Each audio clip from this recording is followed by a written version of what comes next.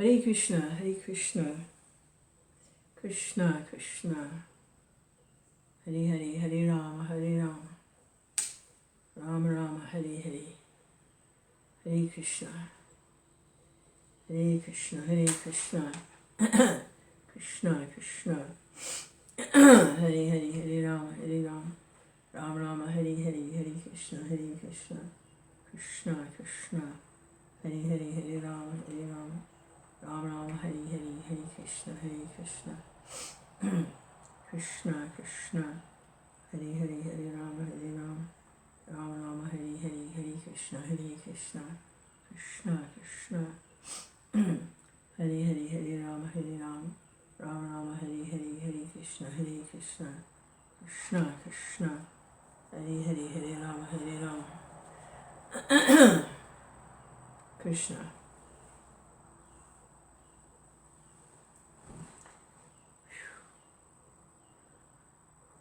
Okay. Harinam Sankirtan, Shri Chaitanya Mahaprabhu. Harinam Sankirtan.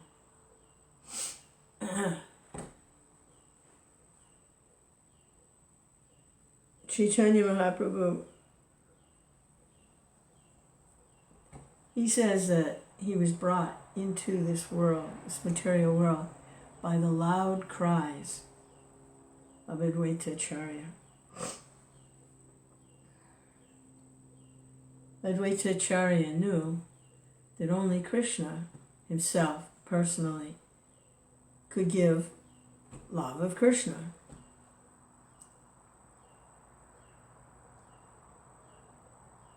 Only Lord Chaitanya Krishna himself would be able to give this taste of love of God. I remember hearing a devotee, it was a long time ago, he was doing some college preaching in Pennsylvania, and he gave the example of, you have a strawberry, okay? So you can study the strawberry, what color it is, how much it weighs, what the chemical composition is, how much of the strawberry is water, are there carbohydrates in it, are there sugars, how does a strawberry grow? You can study everything about the strawberry. But until you actually taste the strawberry, you really have no experience of what a strawberry is. You can know all about it, but until you actually taste the strawberry, oh, now you know what a strawberry is.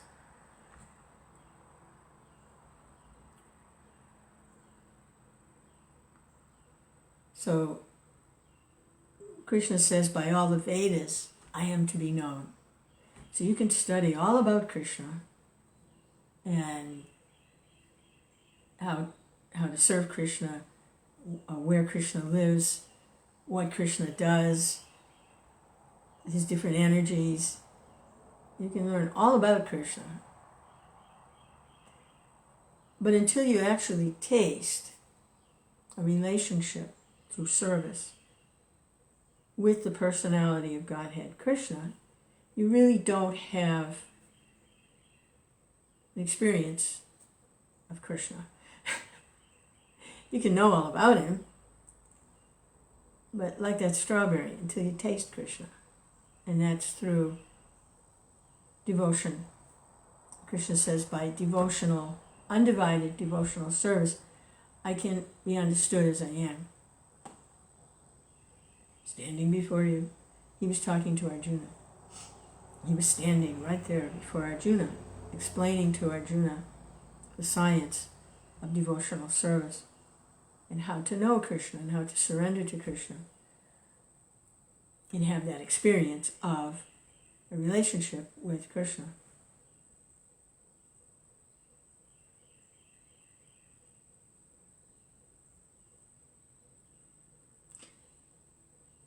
So Advaita Acharya, he knew this is 500 years ago, just before the appearance of Krishna in his incarnation as Chaitanya, Krishna Chaitanya, that only Krishna himself could give that experience of Krishna.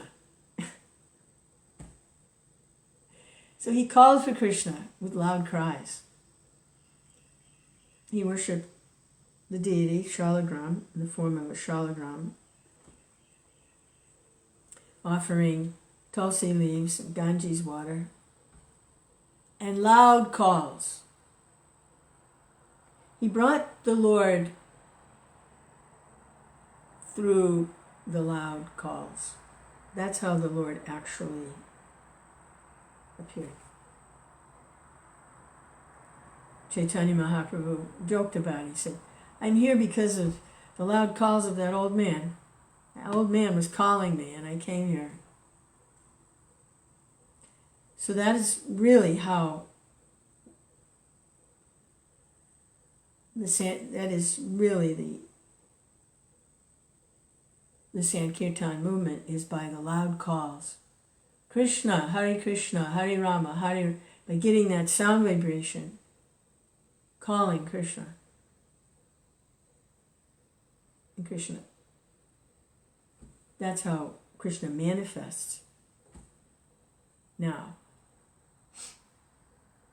in the Kali Yuga, is through the chanting and calling his holy names, Krishna, that brings him in. He's incarnated in that sound of his holy name, Krishna. So I was just thinking about that this morning.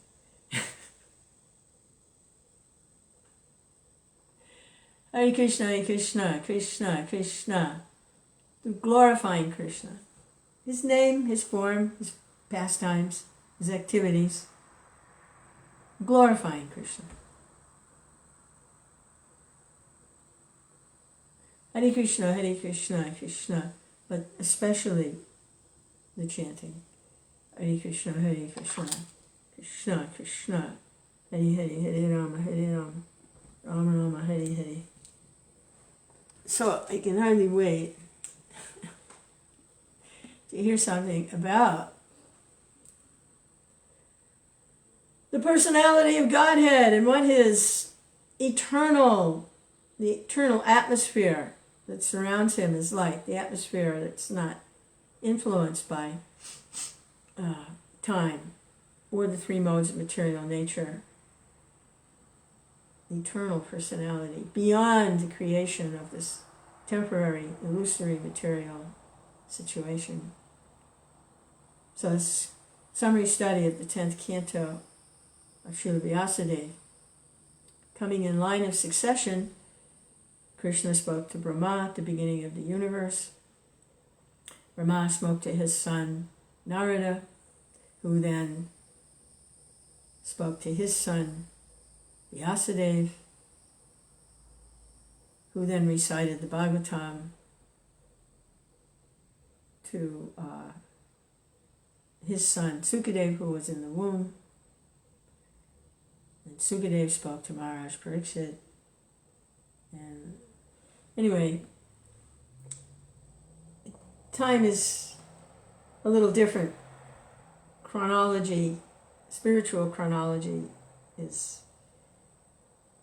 it has a little different twist to it.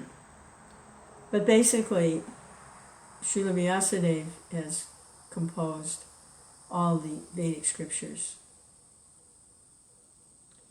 including the Bhagavad Gita, which is the centerpiece of his Mahabharata, considered the fifth Veda, and the Srimad Bhagavatam, his natural commentary on Vedanta Sutra. So this is from the 10th canto of the Srimad Bhagavatam. And the 10th canto is specifically about the personality of Godhead and his activities as he manifested them 5,000 years ago. So we're reading the Deliverance of Śiśupāla, Krishna has appeared as the son of Vasudeva and Devaki, and he's assumed his duties in the royal order as a king. And he is recognized by the Yadu dynasty as the Supreme Personality of Godhead. And Maharaj Yudhishthira, who is his cousin, Krishna's father Vasudeva and Maharaj Yudhishthira's mother Kunti Devi were brother and sister. So the Pandavas, including Yudhishthira, were the sons of Kunti Devi, and Krishna and Balaram are the sons of Vasudeva.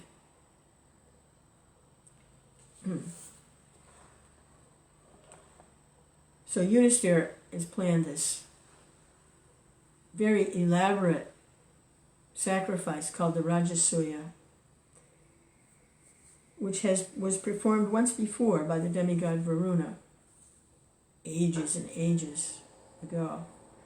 And now Maharaj Yudhishthira wants to perform it to establish the personality of Godhead, Sri Krishna, as the Lord of everyone. He's invited the demigods, all the great sages and saints, all the kings of the world, and there are a lot of personalities present at this sacrifice, because Krishna came and he brought his 16,108 queens with him, plus all their servants and all their animals, and so it's quite an elaborate event, beyond anything we can imagine.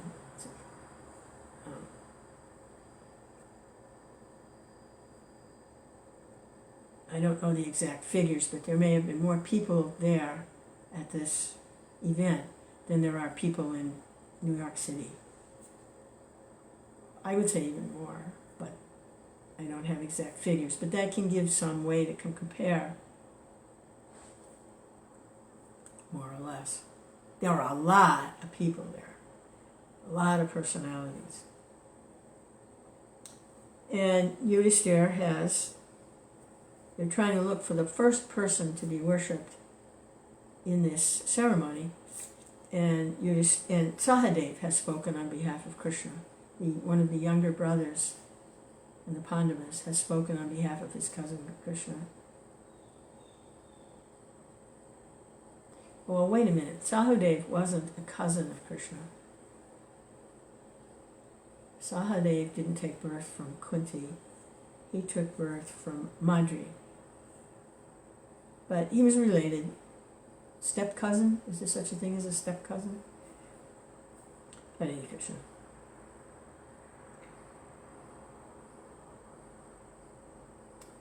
But Śiśupāla is in the assembly. He's a king, and he's powerful, and he has a long-standing hatred of Krishna for a number of reasons. First of all, he was friends with Rukmi, who had no appreciation of Krishna, and also Krishna kidnapped his bride-to-be, Rukmini. On the day of the wedding with Śiśupāla, Krishna swooped in and kidnapped her. So he wasn't too happy about that. Which, that kind of activity among Kshatriyas is not unusual, but it's not very happy at the same time. So Śiśupāla was not happy about that. So in that meeting, King Śiśupāla was also present. He was an avowed enemy of Krishna for many reasons, especially because of Krishna's having stolen Rukmini from the marriage ceremony. Therefore, he could not tolerate such honor to Krishna and glorification of his qualities. Instead of being happy to hear the glories of Krishna, he became very angry. When everyone offered respect to Krishna by standing up, Śiśupāla remained in his seat. But when he became angry at Krishna's being honored, Śiśupāla stood up suddenly and, raising his hand, began to speak very strongly and fearlessly against Krishna. He spoke in such a way that Lord Krishna could hear him very distinctly. Ladies and gentlemen, I can appreciate now the statement of the Vedas that, after all, time is the predominating factor. In spite of all endeavors to the contrary, the time element executes its own plan without opposition. For example, one may try his best to live, but when the time for death comes, no one can check it. I see here that although there are many stalwart personalities present in this assembly, the influence of time is so strong that they have been misled by the statement of a boy, Sahadev, who has foolishly spoken about Krishna. There are many learned sages and elderly persons present, but still they have accepted the statement of a foolish boy. This means that by the influence of time, even the intelligence of such honored persons as are present in this meeting can be misdirected. I fully agree with the respectable persons present here that they are competent enough to select the personality who can be first worshipped, but I cannot agree with the statement of a boy like Sahadev who has spoken so highly about Krishna and has recommended that Krishna is fit to accept the first worship in the sacrifice. I can see that in this meeting there are many personalities who have undergone great austerities, who are highly learned, who have performed many penances. By their knowledge and direction, they can deliver many persons who are suffering from the pangs of material existence. There are great rishis here whose knowledge has no bounds, as well as many self-realized persons and brahmanas also, and therefore I think that any one of them could have been selected for the first worship, because they are worshipable, even by the great demigods, kings and emperors. I cannot understand how you could have selected this cowherd boy, Krishna, and have left aside all these other personalities. I think Krishna to be no better than a crow. How could he be fit to accept the first worship in this great sacrifice? This comes up when those that are not very happy about Krishna, they bring up his past in Vrindavan and his mood of how he was raised simply in simplicity, without awe and reverence, without majesty, he was raised in a Vaishya community, and the mood was just like family, simple family relations and friends, family and friends. So they always bring that up when they want to find something wrong with Krishna. It appears that that's a part of Krishna they have no appreciation of, and even consider it something that can demean Krishna, is that he engages in loving relationships. So they don't like that part of Krishna. They don't like it. To them it's like weakness or stupidity. They see it as stupid and weak. They have this power thing, Kshatriya power thing. So they see that as a flaw. They see that as a fault in Krishna. And they always bring it up when they want to attack Krishna verbally. Always bring that up. It's a coward boy. So he continues, because he has no appreciation for it. We cannot even ascertain as yet to which caste this Krishna belongs, or what his actual occupational duty is. So now Prabhupada speaks. He says, actually, Krishna does not belong to any caste, nor does he have to perform any occupational duty. It is stated in the Vedas that the Supreme Lord has nothing to do as his prescribed duty. Whatever has to be done on his behalf is executed by his different energies. Śiśupāla continued. Well, he's fit to be tied here. He's on a roll. He's very upset about Krishna. Krishna does not belong to a high family. He is so independent that no one knows his principles of religious life. It appears that he is outside the jurisdiction of all religious principles. So it's funny because Śiśupāla is using these things to kind of demean Krishna, or minimize Krishna, or insult Krishna, but they're actually the highest truths. But because of his non-devotional, his envious mood, he's speaking the truth, but he's speaking it in a way that he's thinking he's attacking Krishna. So he's an illusion. He's actually speaking the highest truth. He says, he's outside the jurisdiction of religious principles. He always acts independently, not caring for Vedic injunctions and regulative principles, like all the rest of us have to. Therefore, he's devoid of all good qualities. Yes, he's beyond the mode of goodness also. So Prabhupada says, Śiśupāla indirectly praised Krishna by saying that he is not within the jurisdiction of Vedic injunction. This is true. He is the Supreme Personality, Godhead. That he has no qualities means that Krishna has no material qualities.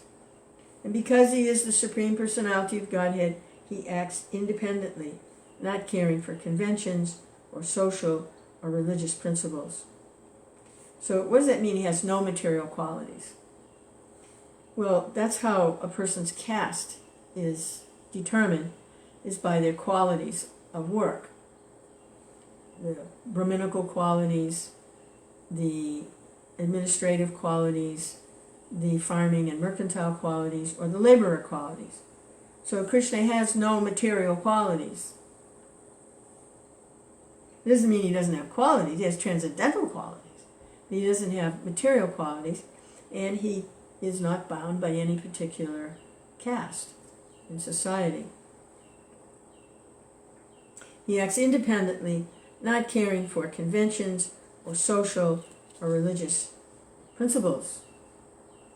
Śiśupāla continued, under these circumstances, how can he be fit to accept the first worship of the sacrifice? Krishna is so foolish that he has left Mathura, which was inhabited by highly elevated persons following the Vedic culture, and he has taken shelter in the ocean, where there is not even talk of the Vedas. He built a fort within the ocean, Dwarka, where there is not even talk of the Vedas. And he's totally absorbed in his pastimes. Instead of living openly, he has constructed a fort within the water and is living in an atmosphere where there is no discussion of Vedic knowledge. And whenever he comes out of the fort, he simply harasses the citizens like a dacoit, thief, or rogue. I wonder where he's getting that from. Krishna harasses the citizens. Is that because he's killing some of these demonic kings, like helping to cause the demise of Jarasandha? Oh, he's harassing. He killed Jarasandha. He's harassing people. Śiśupāla went crazy because of Krishna's being elected the supreme first worshipped person in that meeting. He spoke so irresponsibly that it appeared he had lost all his good fortune. Being overcast with misfortune, Śiśupāla continued to insult Krishna further. And Lord Krishna patiently heard him without protest. He's waiting. Just as a lion does not care when a flock of jackals howl, Lord Krishna remained silent and unprovoked. Like he did with Hiranyakashipu. He said that he killed them like someone if they were to take a wasp between their fingers and crush it. Although Nrsimhadev did get angry. But he was angry because Hiranyakashipu was torturing his pure devotee, Prahlad. That's what made him angry. But as far as being threatened by anything that Hiranyakashipu could do, not at all threatened by anything, it's just crushed him like he would an insect. But they say a wasp because a wasp is has a sting. A wasp is an aggressive insect. It's not like you squish an innocent caterpillar or something, But a wasp, has a little bit of a sting to it. So now this time he's compared like a lion who does not care when a flock of jackals howl. Flock of jowls? No. Flock of jackals howl. Lord Krishna remained silent and unprovoked. Krishna did not reply to even a single accusation made by Śiśupāla. You go on. But all the members present in the meeting, except a few who agreed with Śiśupāla, became very agitated, because it is the duty of any respectable person not to tolerate blasphemy against God or his devotee. So everyone else was getting very restless and upset. They didn't want to hear this, becoming angry. Some of them who thought they could not properly take action against Śiśupāla left the assembly in protest, covering their ears with their hands in order not to hear further accusations. Thus they left the meeting condemning the action of Śiśupāla. In the Vedic injunction, whenever there is blasphemy of the Supreme Personality of Godhead, one must immediately leave. Oh, Krishna! If he does not do so, he becomes bereft of his pious activities and is degraded to a lower condition of life. There are other things that can be done also, such as cut the tongue out of the blasphemer. Not recommended in Kali Yuga right now. Or to defeat them. You can defeat them with debate, or that's the only way I can think of. I don't know if defeating them means killing them. But they have to be defeated. If they're making blasphemous statements, they have to admit defeat, that they're wrong, or to leave. So here, leaving, this is what they did. Because it says, Krishna says, Prabhupada says, Vyasadeva says, they thought they could not take proper action against Śiśupāla. So there's also, never enter a fight you can't win. So they said, we can't, we want to take action against him, but we're not going to be successful with this. We're just going to leave. All the kings present belonging to the Kuru dynasty, Matsya dynasty, Kekaya dynasty, Srinjaya dynasty, became very angry and immediately took up their swords and shields to kill Śiśupāla. Śiśupāla was so foolish, he did not become even slightly agitated. He was in blind rage. Although all the kings present were ready to kill him, he did not care to think of the pros and cons of his foolish talking. And when he saw that all the kings were ready to kill him, instead of stopping, he stood to fight with them, took up his sword and shield. Now, something else might be going on there. He was glorifying Krishna. He was absorbed in full focus on Krishna. like Kamsa was absorbed in full focus on Krishna. It's just that it wasn't accepted as devotional service because it was inimical. But his focus, Narada prays, when he sees the focus of some of these demons, how fully focused they are on Krishna, he prays, I wish I had that intensity of meditation and focus that they have. I wish I had it, not in an inimical, angry way, but in a devotional way. If I had their intensity of focus on Krishna. He was fully focused in rage and anger on Krishna. So all the kings are around him and he's focused on Krishna. He's taken up his sword, he's going to fight. When Lord Krishna saw that they were going to engage in fighting in the arena of the auspicious Rajasuya Yagna, like what happened in Daksha's sacrifice, it turned into quite a nightmare. Everyone was fighting with everyone. Daksha wanted to perform a ritualistic sacrifice.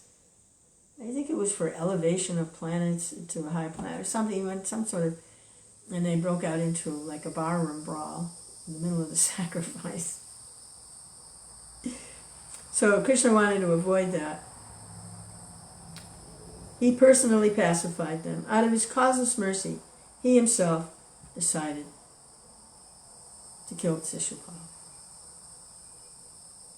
When Śiśupāla was abusing the kings who were about to attack him, Lord Krishna took up his disc, which was as sharp as the blade of a razor, and immediately separated the head of Śiśupāla from his body.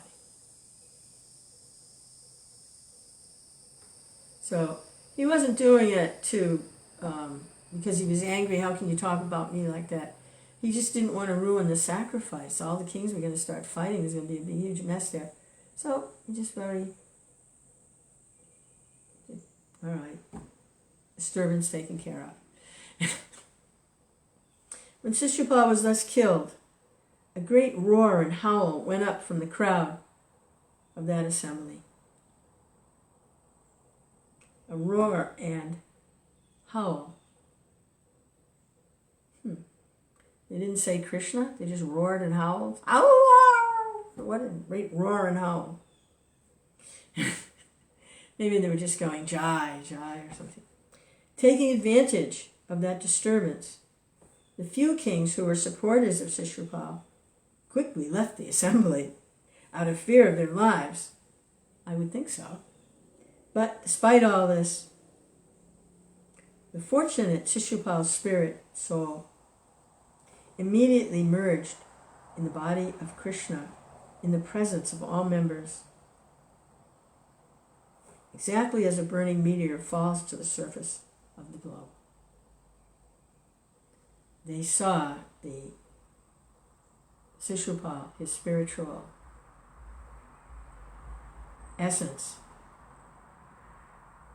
as a spirit soul, spirit spark, merge into the body of Krishna. They saw it. That happened with Aghasura also in Vrindavan, when Krishna expanded himself inside the Aghasura's body.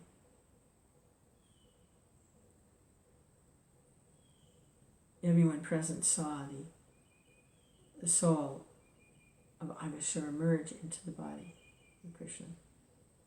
They saw it. Śiśupāla's soul merging into the transcendental body of Krishna reminds us of the story of Jai and Vijay, who fell to the material world from the Vaikuntha planets upon being cursed by the 4 Kumaras. For their return to the Vaikuntha world, it was arranged that both Jai and Vijay, for 3 consecutive births, would act as deadly enemies of the Lord. They had a choice. They offended the Kumaras, 4 sons of Lord Brahma who remain as small children. When they tried to enter Vaikuntha to see Vishnu, Jai and Vijay, the gatekeepers, laughed at them and insulted them. You know, children, come back when you grow up. But they were actually ancient. They were ancient. They just always stayed in that form.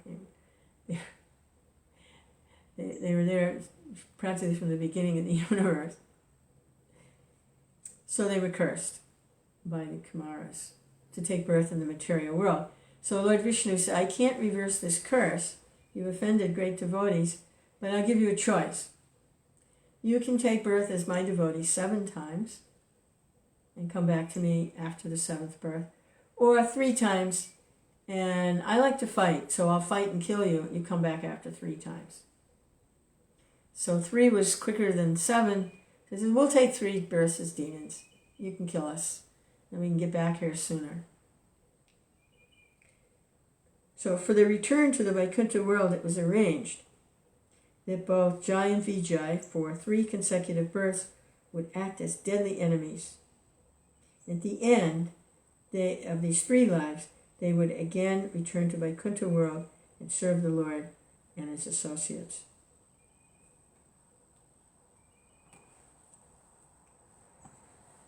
So why is that coming up here?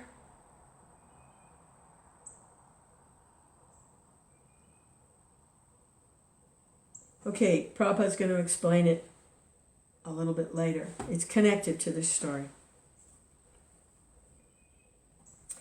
Okay, yeah. Although Śiśupāla, this is Prabhupada, acted as the enemy of Krishna, he was not for a single moment out of Krishna consciousness. He was always absorbed in thought of Krishna, and thus he got first the salvation of Sayuja Mukti, merging into the existence of the Supreme, and finally reinstated in his original position of personal service. The Bhagavad Gita corroborates the fact that if one is absorbed in the thought of the Supreme Lord at the time of death, he immediately enters the kingdom of God after quitting his material body. After the salvation of Śiśupāla, King Yudhishthira rewarded all the members present in the sacrificial assembly. He sufficiently remunerated the priests, learned sages for their engagement in the execution of the sacrifice. And after performing all this routine work, he took his bath. This bath at the end of the sacrifice is also technical. It is called the Avabrita bath. So, yeah, this Jai and Vijay, they took 3 births as demons, but when Lord Chaitanya appeared, they wanted 1 more birth. So they actually appeared 4 times. They wanted to come, and so they came as Jai and Vijay. They came as who were the two ones that attacked Nityananda? Jagai and Madhai. That's actually Jai and Vijay. They only had to take 3 to go back to Vaikuntha, but they wanted to experience Vraj Leela, and that's available for anyone in Lord Chaitanya's appearance. So they said, we want 1 more. Give us 1 more. We'll come back as demons 1 more time so we can get entrance into Vraj Leela, because they were gatekeepers in Vaikuntha, awe and reverence. But they wanted to taste this prem, this Krishna prem, this love of Godhead in simplicity rather than awesomeness. He says, we'll come back 1 more time, Jai and Vijay, just so they could taste what Lord Chaitanya was getting. Hare Krishna. So let's see, Prabhupada is going to talk about a little bit more about Śiśupāla. And Lord Krishna thus, this is Prabhupada, Lord Krishna thus enabled the performance of the Rajasuya Yagna, arranged by King Yudhishthira, to be successfully completed. And being requested by his cousins and relatives, he remained in Hastinapur for a few months more. Notice, there's really no details of what they did in the sacrifice. It was a sacrifice. What did they do? He remunerated priests and learned sages for the execution of the sacrifice. But what did they do? They chanted mantras, We don't know. So how important was the actual details of performing whatever it was they performed? Obviously not all that important. There was a sacrifice going on.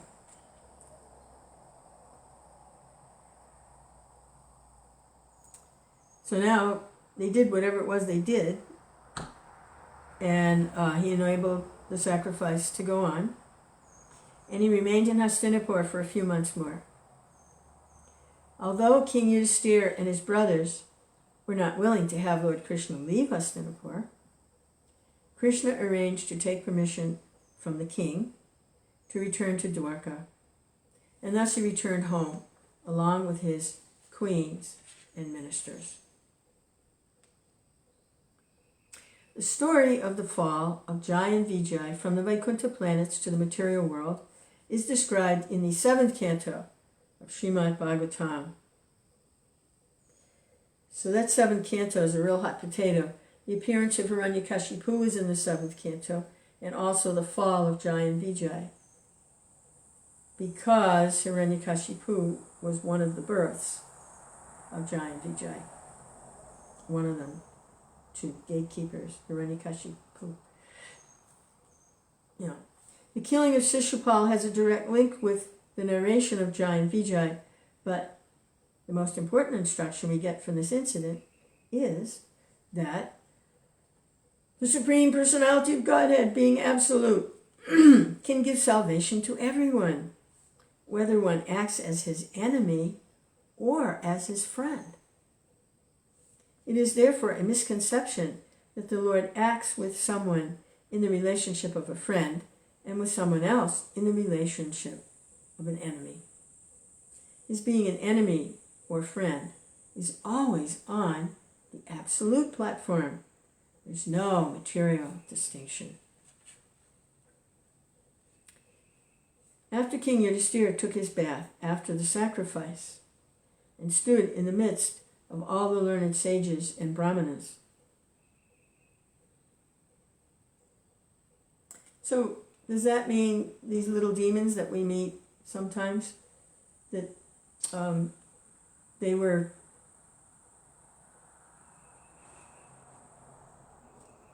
well, yeah. Because everyone was a devotee. They've fallen. We see the gatekeepers fell because of offenses. Well, what else is new?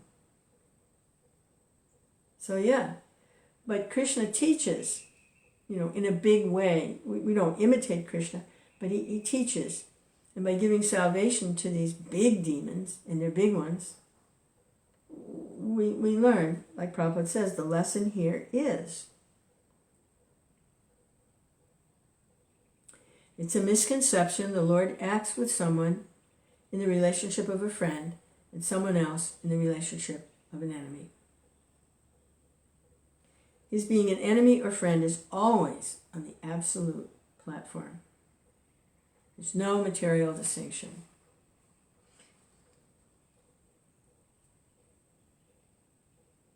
Hare Krishna, Hare Krishna. So it said that the pure devotee, they don't take offense if someone is offending them or abusing them. They don't take offense. But on the other hand, if someone is blaspheming or trying to drag Krishna down, offensive to Krishna, then the devotees become angry. They don't want that. They don't want Krishna to be offended like that. Which is what we saw in the sacrifice. All the kings who were devotees of Krishna, favorable to Krishna consciousness, they became very angry when Śiśupāla spoke. Although Krishna himself remained unaffected. So the devotee becomes angry to hear. But also, on the other hand, Krishna becomes angry when his devotee is attacked. As far as Krishna is concerned, say what you want, he's not affected. But the devotee becomes angry. And as far as the devotee is concerned, say whatever you want about me, it doesn't really matter. But don't you say anything bad about Krishna. When Sukadeva Goswami was narrating these incidents of Krishna's killing Śiśupāla and describing the successful execution of the Rajasuya Yagna by Maharaj Yudhisthira, so Sukadeva, now we're back, Prabhupada's telling us, when we're back with Sukadeva Goswami, who was telling this, narrating this to Maharaj Parikshit, who is preparing to leave his body. He's on the bank of the Ganges, he's fasting and hearing about Krishna. So when Sukadeva Goswami was narrating these incidents of Krishna killing Śiśupāla and describing the successful execution of the Rajasuya Yagna by Maharaj Yudhisthira, he pointed out also that after the successful termination of the yagna, there was only one person who was not happy. He was Duryodhana.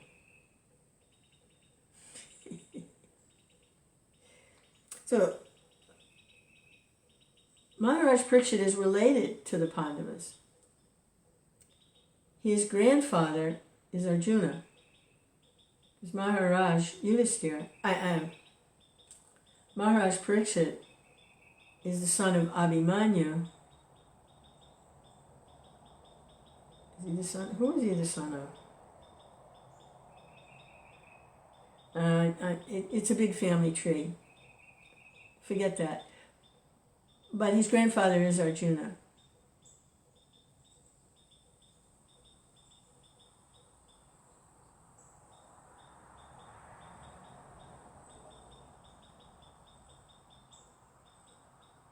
Yeah, and he's the last in the line. Parikshit Maharaj is the last in the line.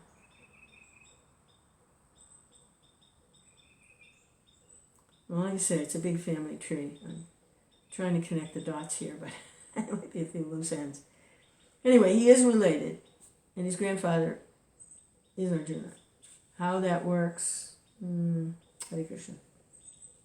But there was only one person who was not happy after the sacrifice was performed,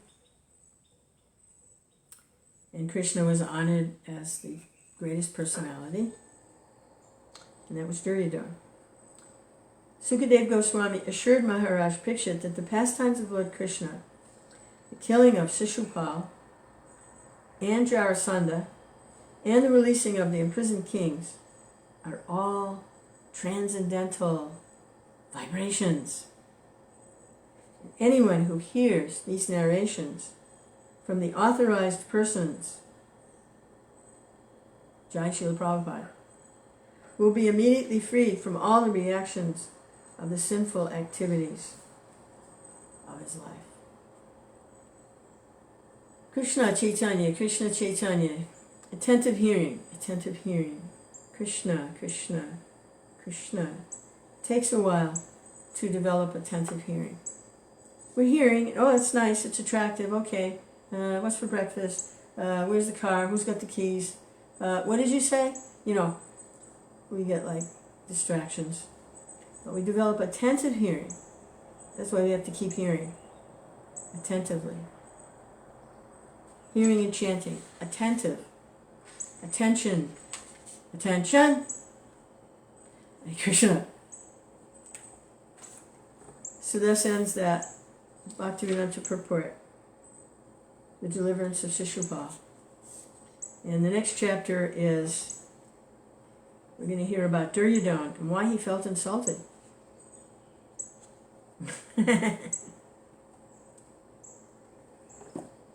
I like Duryodhana.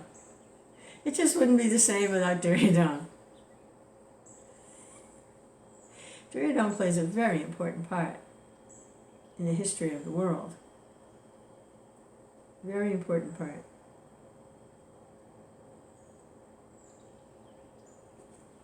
Hare Krishna, Krishna Krishna, Hare Hare. Yeah, happy Sunday. Hare Bol. I'll probably go over to the temple a little bit later. See who's over there, what's going on. There's a lot going on this month, you know. It's a celebration of 50 years, Prabhupada coming to, 50-year anniversary coming to Gainesville. All kinds of celebrations going on there for the whole weekend. And there's some more expansions going on to the little preaching center there, Krishna House. They have more facility now. And then the opening of the Institute, where they're going to be studying cosmology and the structure of the universe and different philosophical, the history of religion, history of philosophy, and you know, all this stuff. Just suitable for college atmosphere. And then there's the appearance of Baladev coming up, a few days. And then Krishna, appearance of Lord Krishna coming up, a few days. And then a few weeks after that, the appearance of Radharani. A lot going on. Hare Krishna, Hare Krishna. The atmosphere on the planet surcharged with all the kirtans going on all over the planet. Hare Krishna, Hare Krishna, Krishna, Krishna. All the glorification going on. Chaitanya. Krishna Chaitanya, Krishna Chaitanya.